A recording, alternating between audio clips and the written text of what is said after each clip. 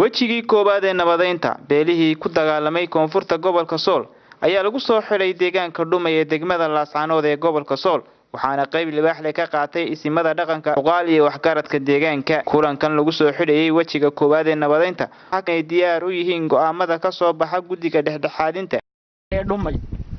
kadib shaqaaqadii colaadeed ee dhex martay labada beelood ee walaalaha ah iskuna deegaanka ah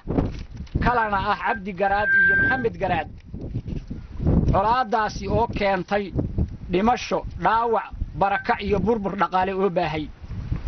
dhibaatadaas waxa maanta oo ay taariikhdu tahay 23kii bishii 7 2016 ergooyinka nabadeyntu isa soo hor fadhiisiyeen waxgaradka labada beelood iyadoo qolo walba ay matelayaan 33 xubnood haddaba iyadoo laga ambaqaadayo arrimaha kor ku xusan waxay ergooyinka labada beelood u soo jeedinayaan sidan kow dhinac walba si kama dambays ah u hirgeliyaan xabad joojintii hore ay looga wada dhawaaqay ay wada qaateen in ciddii ku xadgudubta xabad joojinta loo aqoonsan doono in ay nabadii jabiyeen lagana qaadi doono tallaabada ku habboon qoys iyo qofba inooga wacnaan lahayd sidan iyadoo 4 iyo 4 isu soo dusto oo tidhaahdo aan danteenna wax ka qabanno oo geerideenna wax ka qabanno oo dhalashadeenna wax ka qabanno oo aynu waajibkeeda garanno ilaahay waxaan ka baryayaa in ilaahay inagu ilhaameeyo maanta haddaynu garannay oo dadka yeelay inaynu qaadanaano ilaahay ka baryin isimada iyo waxgaradka iyo islaamka isu yimina waxaan leeyahay waxaanu rajaynaynaa maanta foolxumadayada iyo geeridayadu tii u dambaysay inay noqoto oo la xallilo baanu ilaahay ka baryin waa qaadanay waxayna yidhaahdeen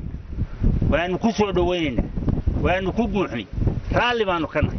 anoo ku hadlaya afka beesha Maxamed Garaad waxaan leedahay dhammaan kuwa iga dambayn doona iyo kuwa kaleba waxaan leedahay inta isu timid madasha isugu timid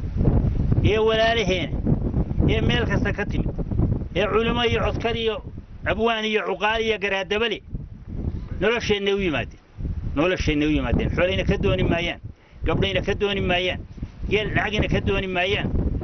waxaan leedahay aan qaadanno waxaynu la yimaadeen oo aan cadimada iyo gacmahaba ku codsanay ilkahaba baan leedahay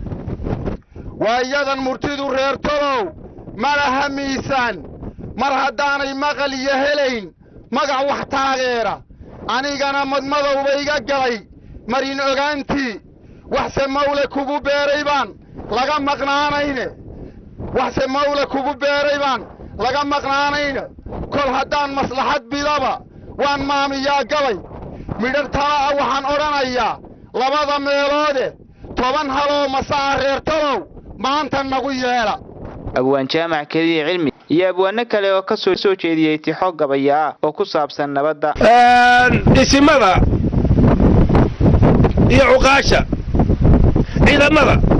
ciidamada nabadda idin xasiliya idin kala celinaya idin hore walaalan been baad sheegaysaa kuwa idin kala celinaya walaalay idin hadba runta idin sheeg ciidamada dadweynaha kale odayaasha rag in garboodka saxaafadda abwaaninta iiga horeysay meesha ilaahay amarkii goobta iiga horeysay guddida nabadda ku hawlan iyo dhexdhexaadinta dhammaantiinba dhalinyarada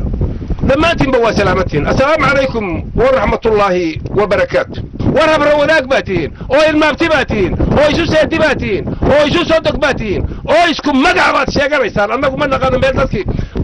war haddaad tidhaahdaan bahar sameeye khayr cabdi وانا دحدحادنا يا وعيد بانا دحدحادنا والله وابين وبالله وابين وتالله وابين وحبان ندلنا يا حبان قبرنا يا إثيوبيا وحكسو قبرنا ما ولا كرو إلهي من بيرش يا هداينا والله إذن كورنتا يسوع شيء أو إذن كل نواد ولا قاتم يا إذن دحدحادي كريم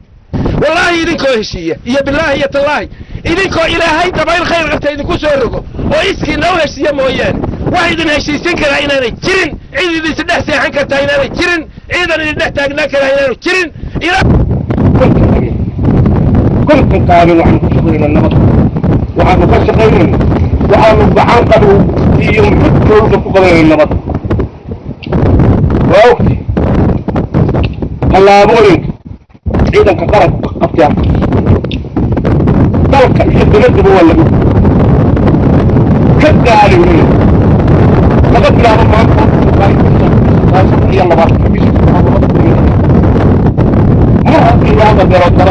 shirka nabadeynta ayaa ka sii socon doona deegaanka dhumay iyadoo ergooyinka nabadeyntuna ay bilaabi doonaan xalinta dhibaatooyinkii kala gaadhay Mawlid Cali Star TV Laascaanood